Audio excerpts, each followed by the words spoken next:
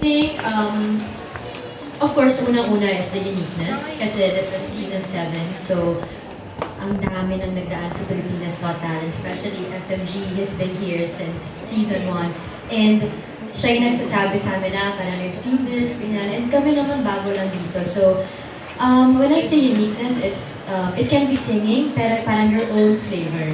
It can be dancing as a group or dancing individually, pero ano yung talent na kahit na panoorin ko siya ngayon and 5 years from now, ito yung klaseng performance na hindi ko makakalimutan at saka yung klaseng performance na kaya ko siyang panoorin 5 years from now, tapos ma-amaze pa rin ako. That's hard.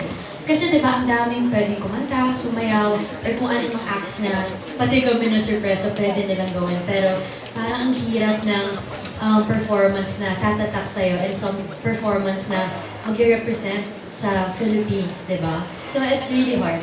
And pangalawa siguro yung uniqueness and then of course talent. We're looking for all kinds of talent, kung ano man yan. And pati kami mga judges, nasusurprise na kanya-kanyang talento ng mga Pilipino, lahat ng kalokohan na naging talent. Ang interesting niya panoorin. So every time nandito kami to tape, para kaming, akala ko medyo chill lang siya eh, since nasa studio.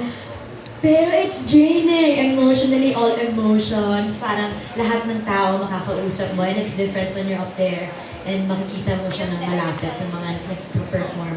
And lastly, siguro I'm looking for parang your passion, just like us artists, diba? Iba siguro, if yes, you have a talent, but it really, parang iba yung nabibigay ng fire within you, your passion. So, nararamdaman namin na if you're just doing it for the sake of winning, for the money, or if you're just doing it para mag-trending, or pinapakita mo yung talent mo because you want to showcase world-class Filipino talent, then that's different.